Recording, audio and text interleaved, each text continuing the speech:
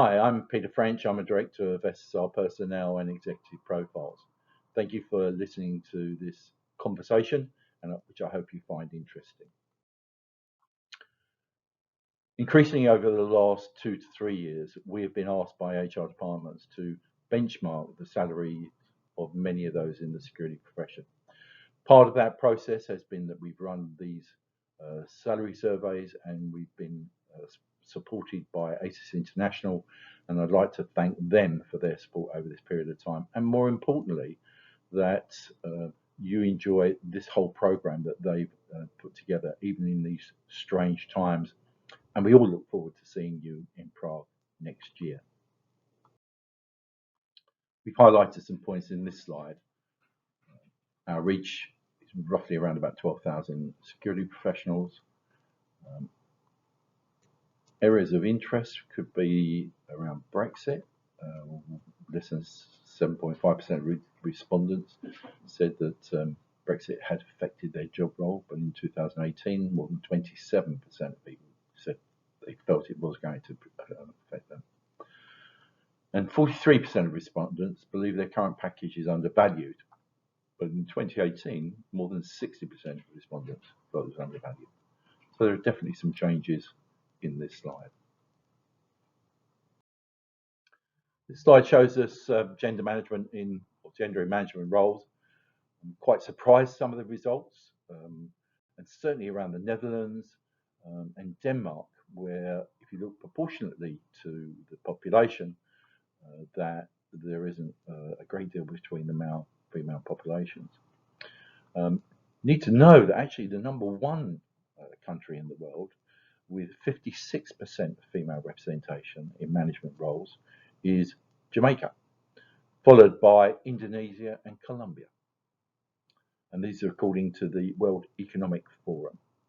In the gender parity rankings, it's interesting that you find there are politicians that are female, which are models for those maybe within their environment.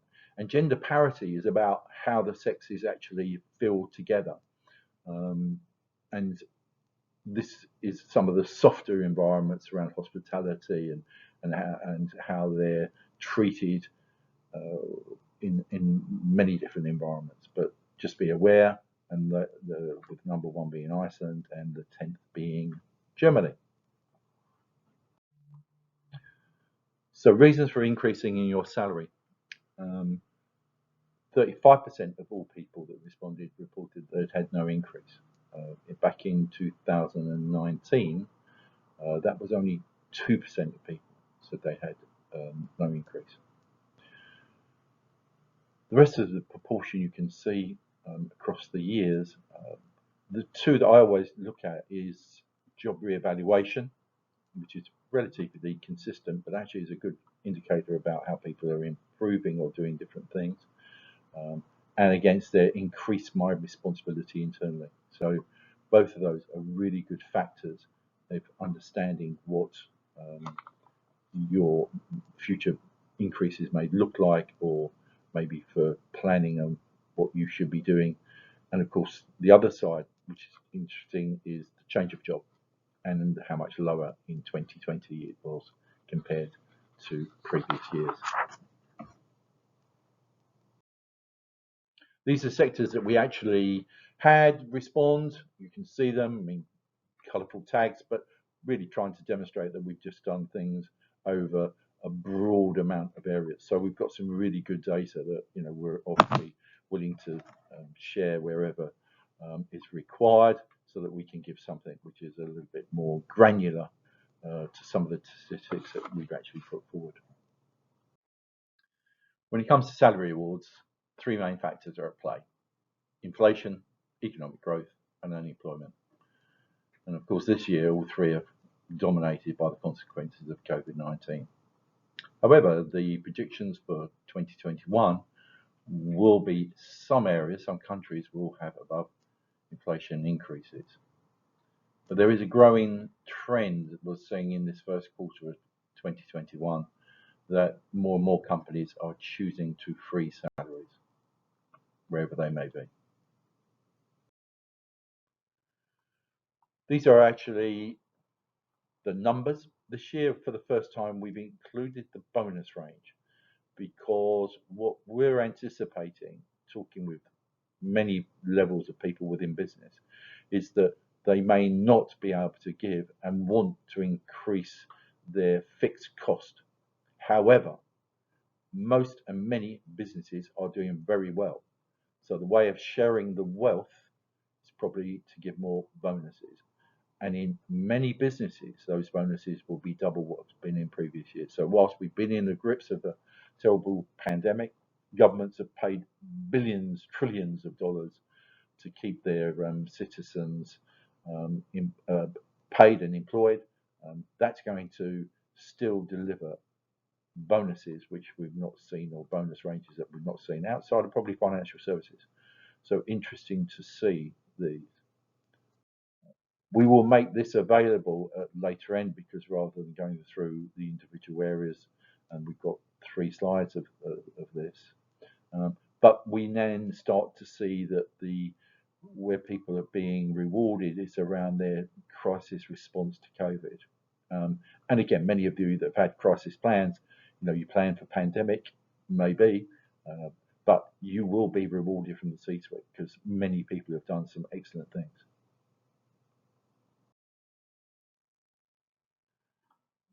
National Security Head, I think, is going to again be quite interesting of how you as an individual are looked upon in the next 3 years. Mainly because this pandemic is not going away anywhere, and you will be more responsible. You will be organising offices. You will be making safe environments for people to go and work at. So I think that's very, very important as we go forward.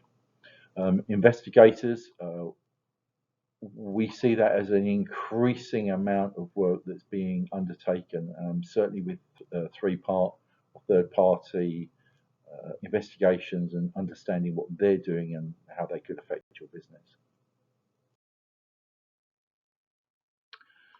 Again, we're into main site, HQ, the regional investigator. So all of these have got really important roles to play within this COVID and pandemic response, which, as I've said, I think we'll see for the next 3 years minimum.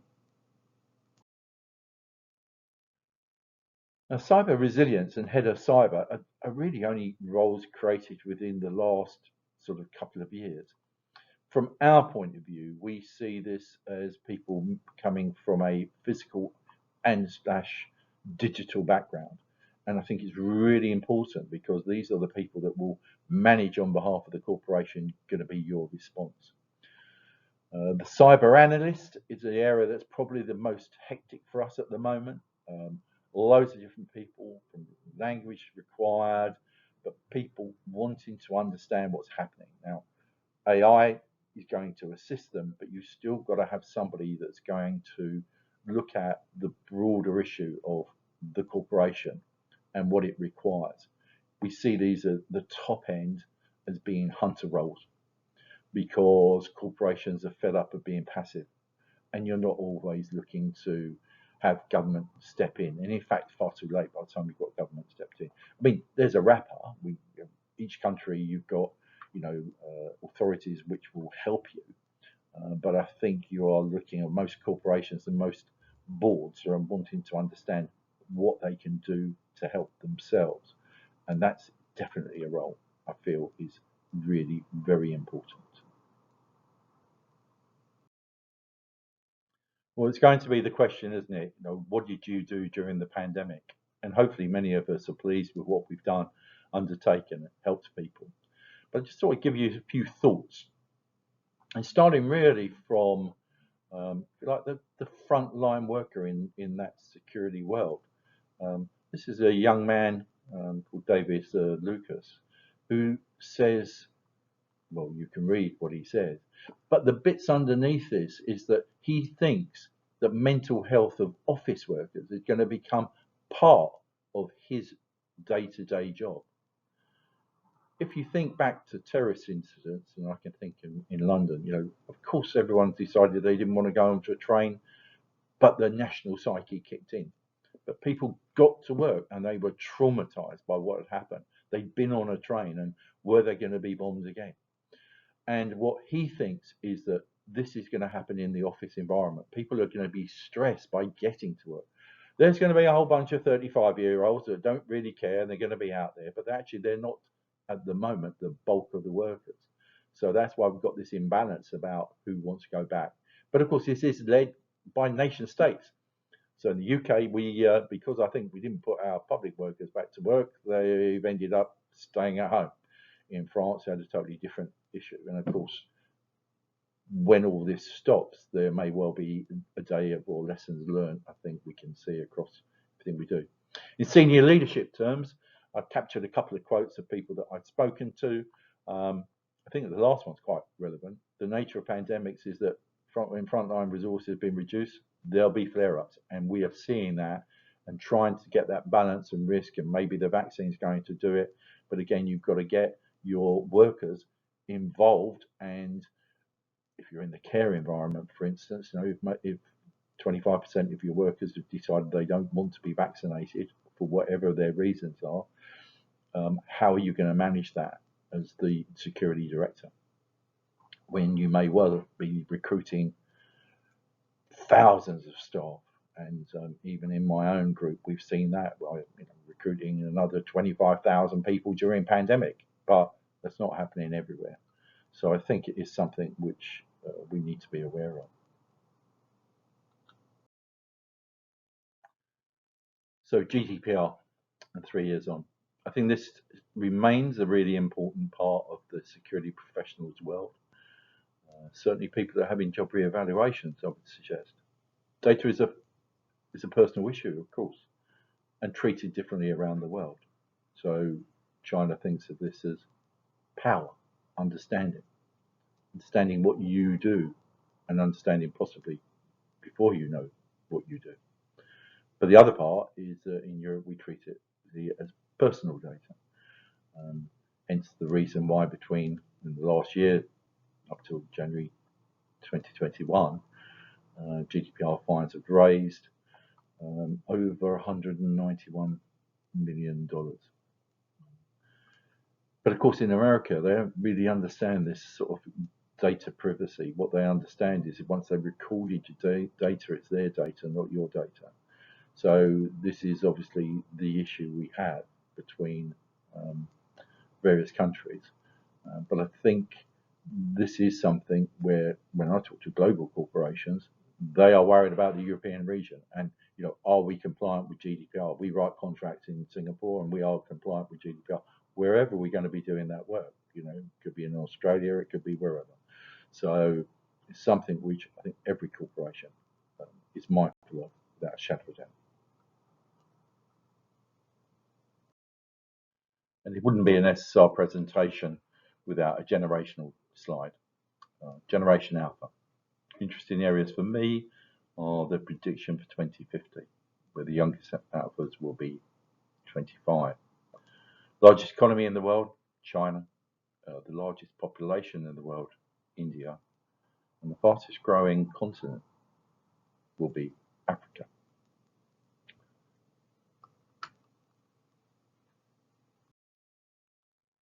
One of the questions in our survey was, what role did cyber play in your job? 71% of respondents said that cyber preparedness resilience was now a great part of their job role. We also found some information here about representation at the senior levels, CISO suite.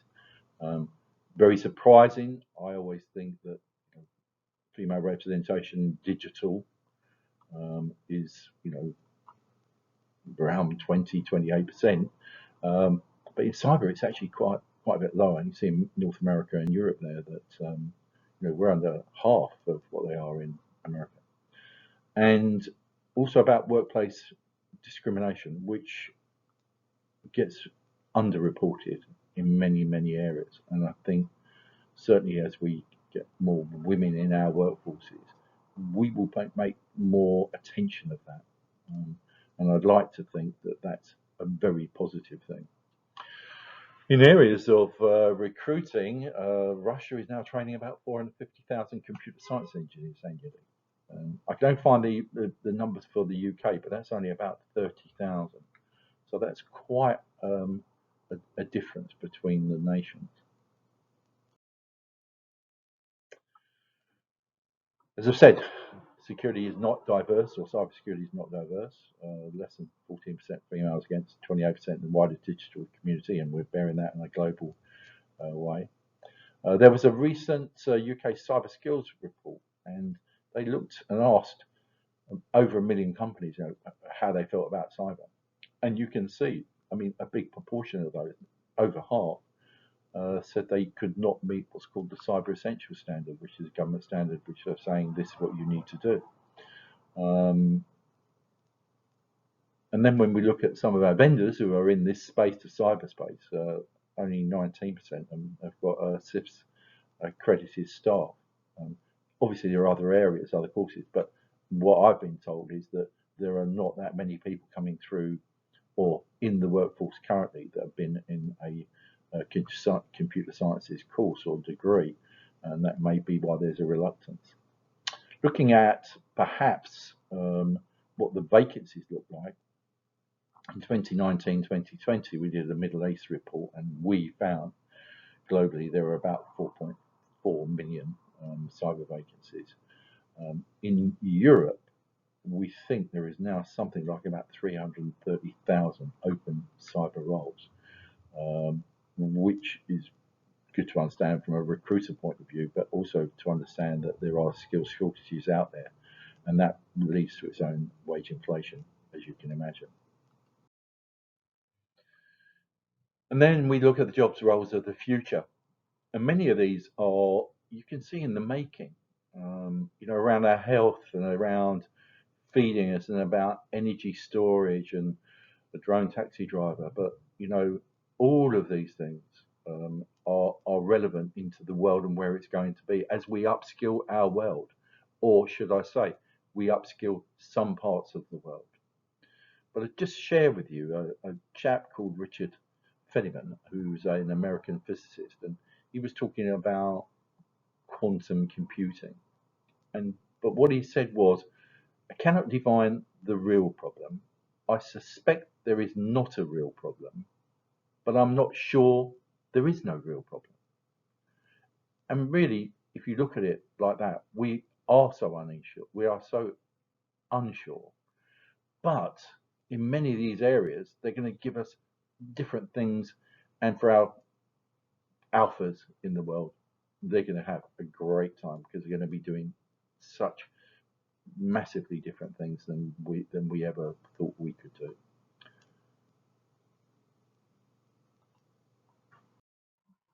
And this is our world of 2030. The Marshall Islands being the first country to establish a sovereign cryptocurrency.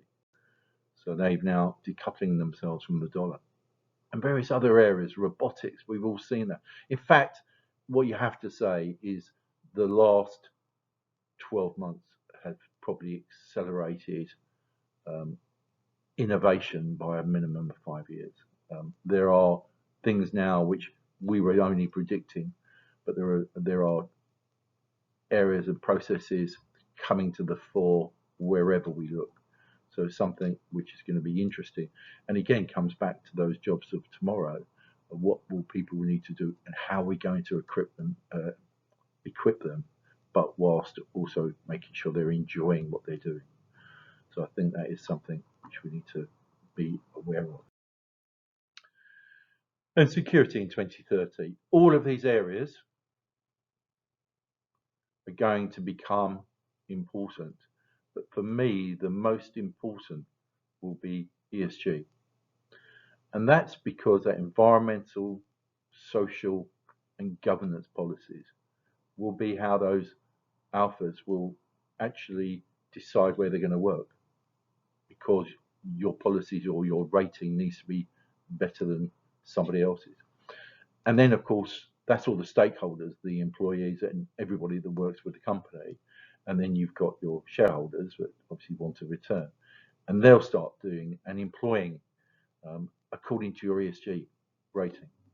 So something which I feel more and more is going to become important. But this is only because, or come to the fore because, the pandemic, and we are in a change of time. Doing these things today which we couldn't have thought of the day before. So it's something I would ask everyone to look at. And the real last point on that is personal ransom attacks are going to be unstoppable. I can't see anything out there that whilst we've got people that want to hack it, that they're not going to be able to do so. So that's maybe comes a bit of a circle with cyber, but recent areas where people have been embarrassed by things they kept on the working computer because they thought it was safer at work than trying to have it at home, and of course they're paying. So that really is important.